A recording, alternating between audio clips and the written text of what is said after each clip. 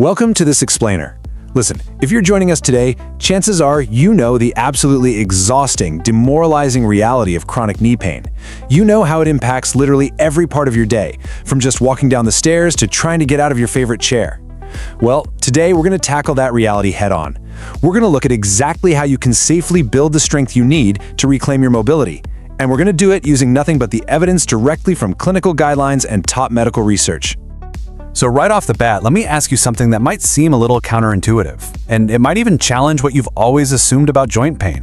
Does resting a bad knee actually make the pain worse? I mean, your very natural first instinct when your knee aches is to stop moving, right? You think, okay, my knees hurt, so obviously I just need to rest them.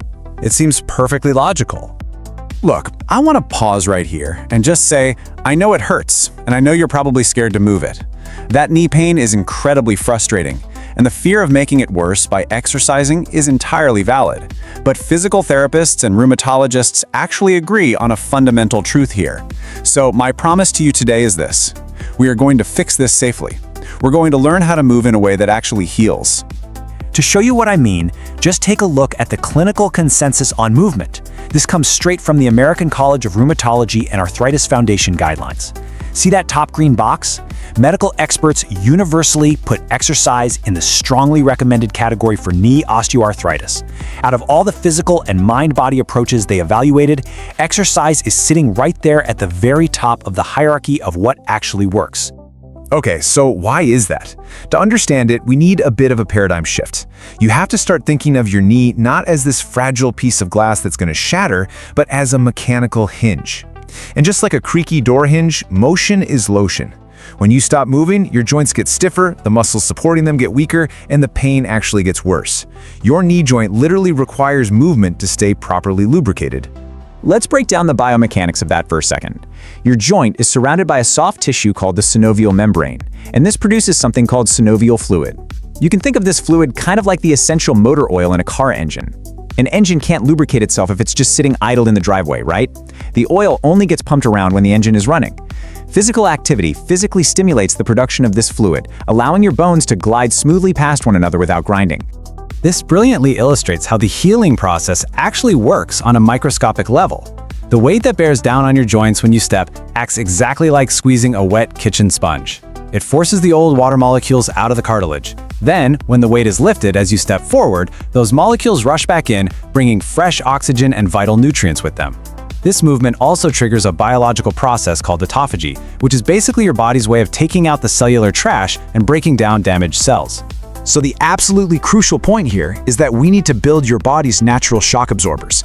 Your knee joint relies almost entirely on the surrounding muscles. We're talking your quadriceps, hamstrings, and glutes. Imagine your quadriceps muscles as thick, bouncy springs. When those springs are strong, they absorb the impact of every single footstep you take. But when they're weak, that shockwave travels right past the muscle and goes directly into that grinding knee joint.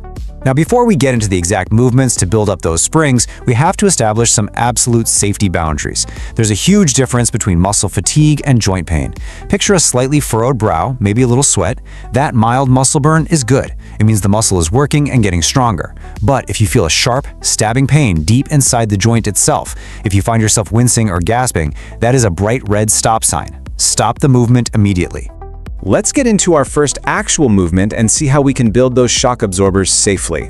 This is the straight leg raise. It is the ultimate quad builder, and we are starting in the safest possible position, lying completely flat on your back on a bed or a comfortable mat. You'll bend one knee to keep your lower back nice and flat, keep the painful leg perfectly straight, and slowly lift it just a few inches off the bed. Now, here is the real secret to making this work without hurting your knee. When you lift that leg, you have to hold it. Do this right now with me. Inhale, lift, and hold for 1, 2, 3, and slowly lower. Breathing rhythmically and moving at this very measured, slow pace forces the muscle to do all the heavy lifting, keeping the knee joint itself perfectly stable. What we just did right there is called an isometric exercise. Scientific reviews consistently show that isometric workouts, where the muscle contracts but the joint doesn't actually bend or move, are incredibly effective for knee osteoarthritis. They are clinically proven to build your quadriceps safely, drastically reducing pain and improving your daily function, all without putting any twisting, strain, or friction on the knee joint itself. Once you've really mastered the straight leg raise, we can progress to the sit to stand, or what you might call a chair squat.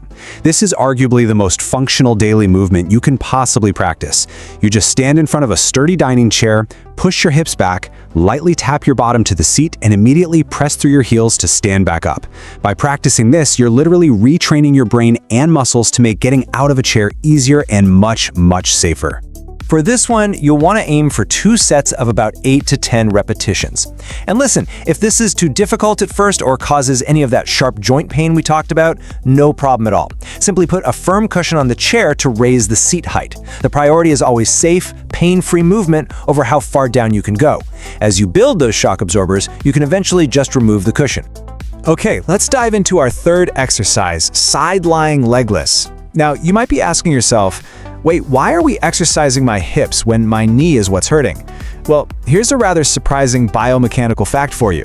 The muscles on the side of your hip actually act as the steering wheel for the alignment of your lower legs.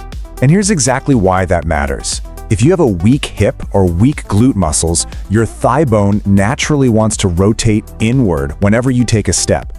This causes your knee to cave inward, which is a massive red warning sign because it means the joint is grinding unevenly. A strong hip, on the other hand, keeps that thigh bone pulled back, keeping the knee perfectly straight and aligned, sort of like a well-balanced tire on a car. Next up, we have calf raises. So we've worked the hips above the knee, now we work below it. Your calves are your ankle anchors. Just stand behind a sturdy chair for some balance and simply rise up onto your tiptoes slowly and then lower back down. By strengthening the lower leg, you're building the foundation that absorbs the impact force of walking right from the ground up before it ever even has a chance to reach your knee. Now, I want you to consider the power of this single number, 4. Did you know that the sheer mechanical force of gravity literally multiplies your body weight when you walk? The research shows that losing just 1 single pound of body weight actually removes 4 pounds of mechanical pressure from your knees with every single step you take. So while exercise helps build the muscle, it also plays a critical role in managing that pressure. If you're watching this right now and thinking, there is no way the pain is simply too severe for land-based exercises, I hear you. For those whose arthritis is currently flaring up really badly, we have an incredible, highly recommended alternative. When you step into a pool and the water is chest deep, the natural buoyancy of the water physically supports 75 to 90% of your body weight. That means you are suddenly unburdening those painful joints almost completely. You get to experience a virtually zero-gravity environment where your knees finally get a much-needed break from the crushing forces of gravity. And the really cool thing is, the benefits of aquatic therapy go far beyond just taking the weight off. The water provides a gentle, omnidirectional resistance. That means your muscles have to work slightly harder to move in any direction, which safely builds strength without needing any weights. Plus, simply doing 10 to 15 minutes of water walking in a warm community pool increases soothing blood flow to the joint, acting as a profound, completely natural pain reliever. Now, as we wrap up this explainer today, I want to leave you with realistic expectations. Building muscle takes time.